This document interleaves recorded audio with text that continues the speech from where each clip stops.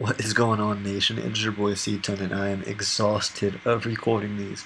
We're finally almost caught up, though. We got this one and one more, and then we're all caught up. But this week we got Ryu, and I don't know much about Ryu, but he has a very threatening team. He has Mega T-Tar, Galvantula Webs. Actually, just offensive Galvantula is a huge issue for this team. I believe I'm Assault Vest Milotic, and also Muck as semi responses to it. Let me check. Sorry, things I should do before starting these. Hi, Rio, where are you at? There you are. No, I'm Choice Bex Milotic, and I'm Sugarberry Muck, so I'm very Spadef, so I guess that's going to be my response, but it's not looking good if he's like a Scarf Galvantula. But yeah, anyway, going into... Ooh, sorry about that.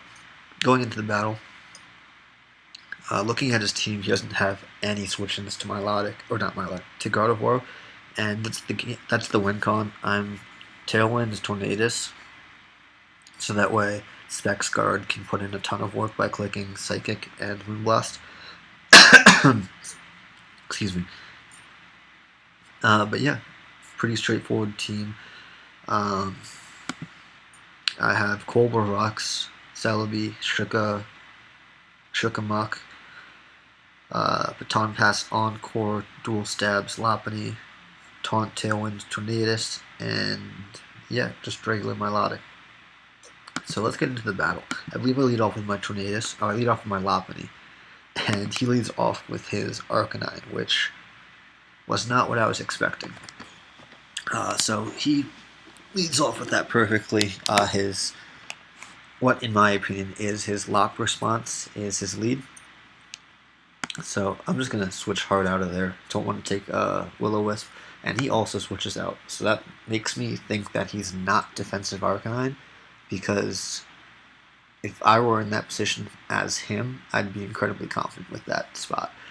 So I go into my Milotic being a reliable Arcanine switch in. I can take wild charges as well, because Milotic's disgusting. He goes into his Toxapex, which is a good play. Fires off the Toxic. So luckily I go into my Celebi, get up my rocks, and I am in a pretty good spot. He goes for the knockoff with his Toxapex, which is pretty unfortunate because my Culpa Berry is wasted on what would have been 22%.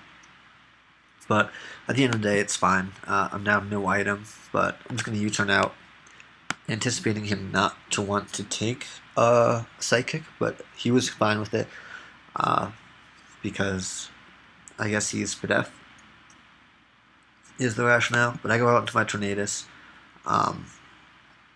He goes for another knockoff, which is a really good play, getting rid of my items, but Tornadus is bulky and has regenerators, so it's not the end of the world to have the leftovers gone.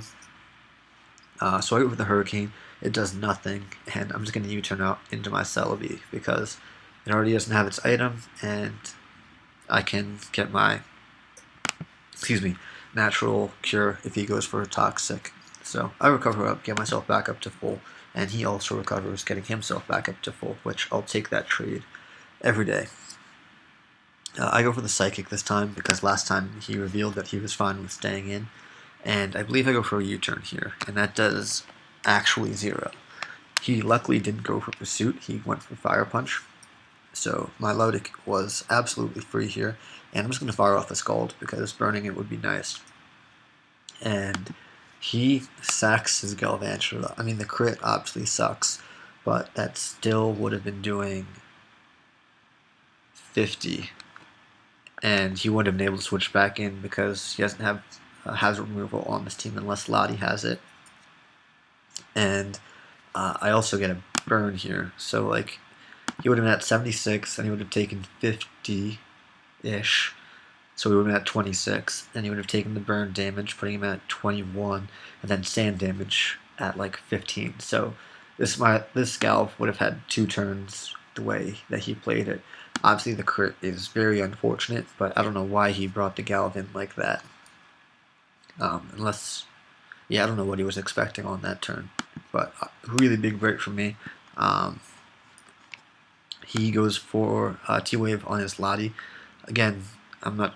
I guess he wants this muck paralyzed because this is my. I guess maybe guard as well, but those are my two like clear audio switch-ins, and I definitely didn't want to stay in and take Z Thunderbolt from it. But yeah, I'm Shuckaberry for the Tectonic Rage tech that people have been running, and I'm just gonna click knock off and take this thing out. That Earthquake did nothing, so he either forgot to. I'm assuming he was especially offensive and just threw on Earthquake as like a filler move.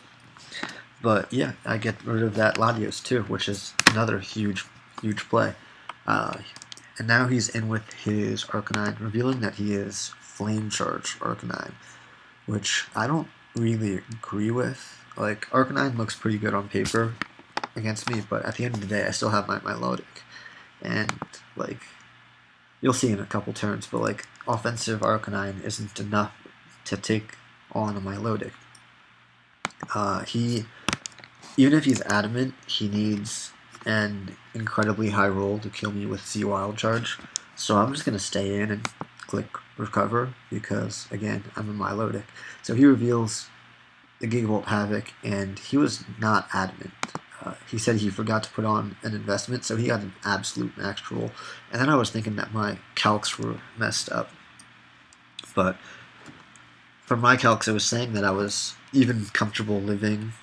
Like, the roll was pretty much in my favor to live an adamant Gigavolt Havoc, and then a freaking non-Gigavolt Havoc almost kills me.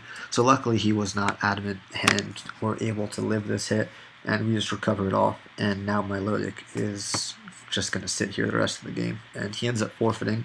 So we take a 6-0 win over Rio because of Milotic's just absurd fatness. So yeah, good game to him. We're now 2-4, and we are at a +4 differential, I think, or +3. Amazing how we can have a freaking positive differential and have only 2 wins. But that's how our games have been going, you know, pretty close. The one game was pretty, well, I mean, the Paralyzer game was unfortunate with the rule that we didn't get. And then the first game we had with Kells was super haxy because I missed 9 Hurricanes. So, yeah, I mean, when we have close losses and big wins, we'll hopefully be in a pretty good spot. Next week we play Tristan, and if I win, my differential is going to be in a really positive spot, and I'll have a game up on him for the last playoff spot, so hopefully we can pull out with that.